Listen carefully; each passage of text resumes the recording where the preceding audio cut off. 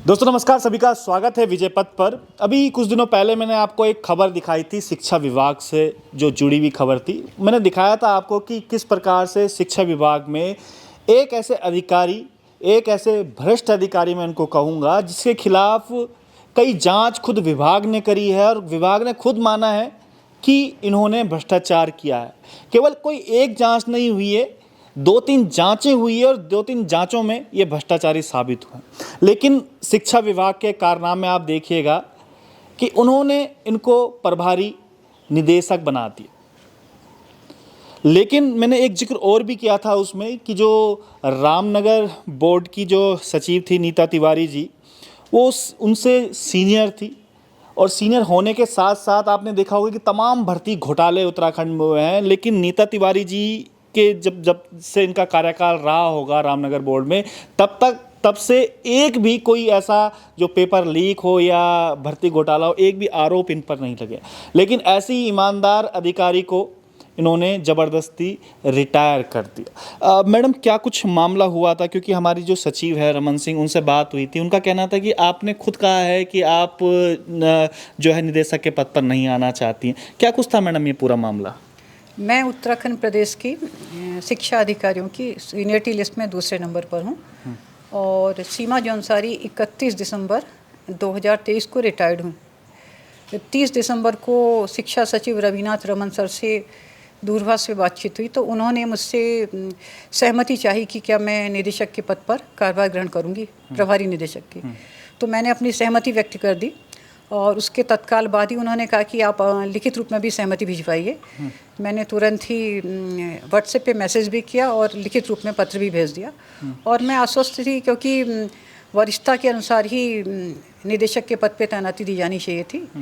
और उसके बाद मैं लिखित रूप में भी कई पत्र भेजे, लेकिन 25 जनवरी को जो आदेश आता है उसमें सीनियरिटी के क्रम में मुझसे जो कनिष्ठ अधिकारी हैं उनको प्रभारी निदेशक का प्रभार दिया और मुझे लगभग 3 महीने एक जूनियर अधिकारी के अधीन काम करना पड़ा। मतलब आप सीनियर थी जी, और जो आपके जूनियर थे जिन पे तमाम जांचों में जो भ्रष्टाचारी भी साबित हो चुके हैं, तो आपके ऊपर उनको सीनियर बना दिया गया? हाँ, मैं महावीर सिंह बिष्ट जो अपर निदेशक मुख्यालय थे उनके अंडर में मैंने काम किया, जो उनको प्रभारी निदेशक माध्यमिक शिक्षा बनाया गया। और जो निदेशक माध्यमिक शिक्षा बोर्ड का चेयरमैन भी होता है और मैं बोर्ड में सचिव थी। तो 3 महीने 1 जनवरी से लेकर 31 मार्च तक मैंने उनके अधीन यानी अपने जूनियर अधिकारी के अधीन रह के काम किया है, जो कि अत्यधिक कष्टदायक स्थिति थी।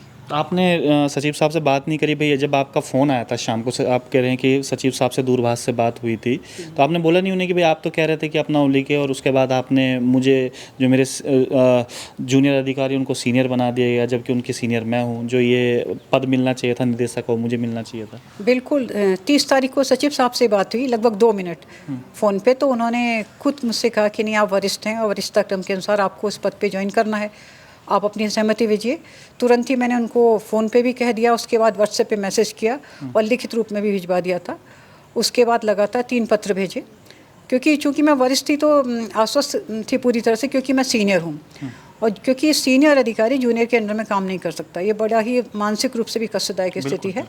और उसके बाद भी 25 तारीख को इनका आदेश आता है और उसमें जो पत्र में भी जो कारण दिए गए बिल्कुल तर्कसंगत नहीं थे। उसके बाद मैंने लगातार प्रत्यावेदन भेजे, आदेश आने से पहले भी भेजे थे और बाद में भी, लेकिन किसी पर भी कोई विचार नहीं। कितने लेटर तकरीबन भेजे हैं आपने? 7 पत्र तो मैंने 25 तारीख से पहले भेजे, उसके बाद भी उन्हें प्रत्यावेदन भेजे, कई बार जाके निवेदन भी किया और महानिदेशक को भी लिखा गया, लेकिन कहीं किसी पर भी कोई विचार नहीं हुआ। तो ये सचिव साहब झूठ क्यों बोल रहे हैं रमन सिंह जी कि आपसे बात हुई, आप खुद डायरेक्टर पद पर आप कहते हैं कि मतलब मुझे नहीं चाहिए, कि मुझे नहीं बनना है, मुझे यहीं मैं ठीक हूँ रामनगर बोर्ड में? ना, मेरे पास तो पूरे साक्ष्य मौजूद हैं। 30 तारीख को जो फ़ोन पे बात हुई है मेरे पास में उसके सारे पूरे उसके साक्ष्य हैं। व्हाट्सएप पे जो मैसेज किया है वो मेरे पास में है, साथ में जो पत्र मैंने मेल से भेजे हैं, स्पीड पोस्ट से भेजे हैं, वो सारे साक्ष्य मौजूद हैं जो देखे जा सकते हैं, जिसमें हर पत्र में मैंने यही लिखा है कि मैं वरिष्ठ अधिकारी हूँ और अपने से कनिष्ठ अधिकारी के अधीन में कार्य नहीं कर सकती। तो इससे तो लगता है कि ये पहले से ही तय किया गया होगा, क्योंकि वरिष्ठता क्रम की अनदेखी कैसे की जा सकती है? यदि वरिष्ठता की का कोई मायने ही नहीं है तो फिर वरिष्ठता क्यों तय होती है। एक तरफ महिला सशक्तिकरण की बात करते हैं, कुछ महिलाएं तो हैं हमारे उत्तराखंड में जो इतना आगे तक जाती हैं, उसके बाद भी उनको खुद का हक नहीं मिल पाता है, मतलब जो हक की वो हकदार हैं वो तक नहीं मिल पाता है। सचिव साहब से हमारी भी बात हुई थी, सचिव साहब इतने बड़े लेवल पर होने के बाद भी झूठ बोल रहे हैं कि उनसे बात हुई थी, वो खुद डायरेक्टर नहीं बनना चाहती थी।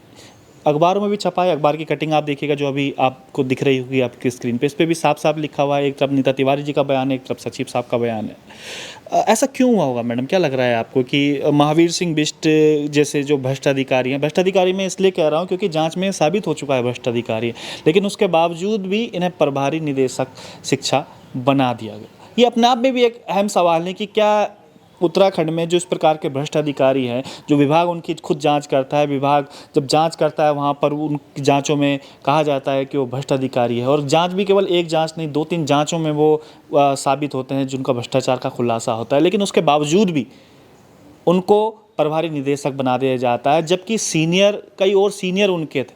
तो आपको क्या लगता है कि क्यों हुआ होगा ये सब चीज़ें, क्योंकि आपने एक्सटेंशन भी मांगा था, आपको एक्सटेंशन भी नहीं मिला।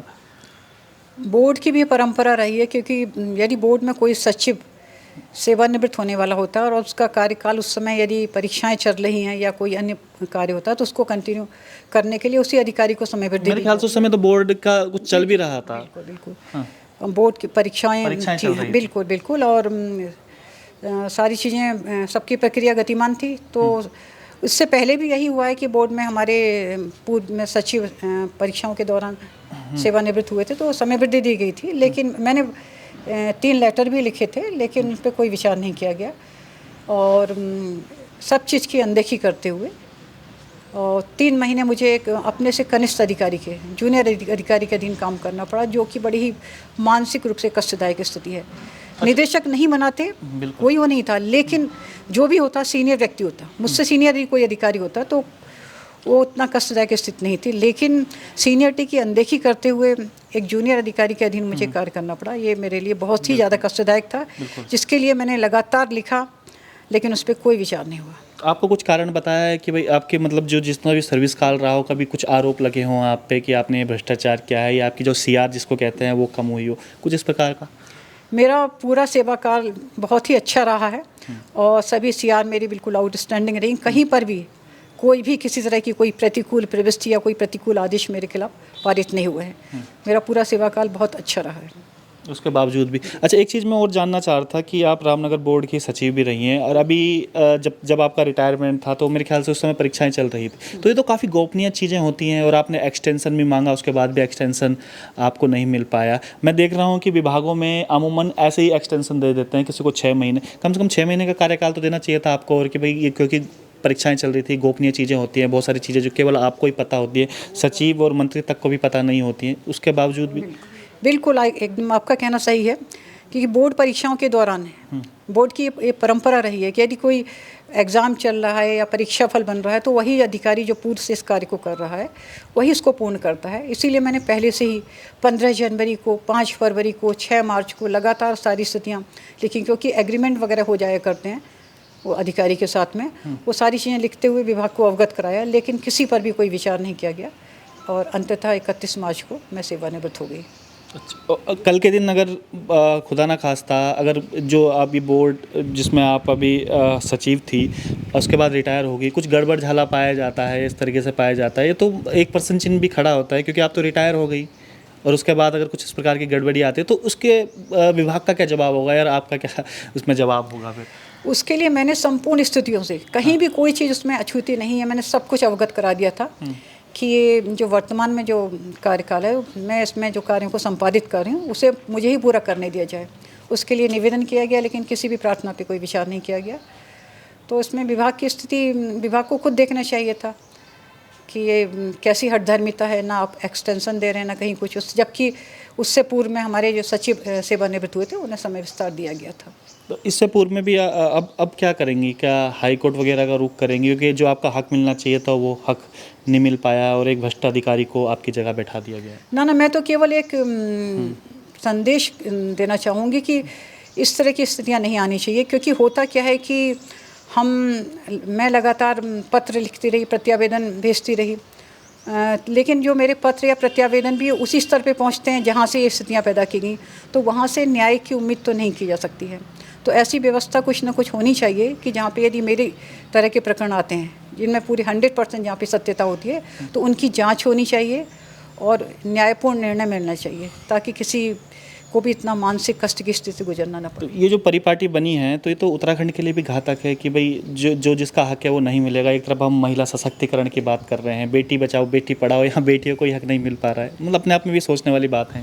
बिल्कुल इसे सोचना चाहिए, और जहाँ पे भी जिसका जो हक है उसे उसके हक से वंचित नहीं करना चाहिए। और स्पेशली जहाँ पे कि आप उसको मानसिक रूप से इतना प्रताड़ित कर दें कि जहाँ पे ये जहाँ से स्थितियाँ पैदा की गई, वो खुद ही एक दिन भी काम करके देखें किसी जूनियर अधिकारी के अधीन काम करना क्या होता है। जहाँ पे रहते हुए मैंने 3 महीने काम किया अपने से कनिष्ठ अधिकारी के अधीन। ये मेरे लिए बहुत ही पीड़ादायक स्थिति, लेकिन इस पर पत्र भेजते रहे, निवेदन करते रहे, लेकिन किसी ने भी नहीं सुना। देखिए किसी ने भी नहीं सुना। और ख़ुद ये अगर सचिव साहब तक ये वीडियो पहुँचे तो खुद सोचिएगा कि अगर आपके जो सीनियर हैं वो आपसे जो अपर सचिव को बना दिया जाए या ऐसे कफ को बना दिया जाए, तो आप खुद सोचिएगा कि किस प्रकार की मानसिक उत्पीड़ना झेलनी पड़ती है, जबकि आपके ऊपर कोई दाग नहीं लगा।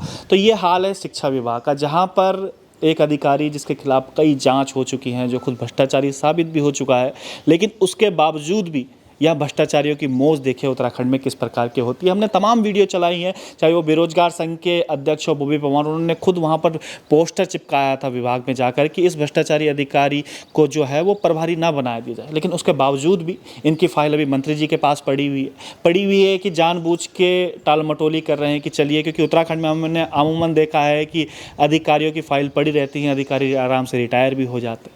तो क्या ये सब चीज़ें होने वाला है उत्तराखंड में? क्या ये सब चीज़ें जो भी शिक्षा विभाग में चल रही है होने वाली है कि आराम से जो ये भ्रष्ट अधिकारी है महावीर सिंह बिष्ट, इसको रिटायर करने की तैयारी है? क्योंकि एक्सटेंशन भी मांग रहे हैं। ये सोचने वाली बात यह है कि ये विभाग से कह रहे हैं कि अभी इन्हें और सेवा करनी।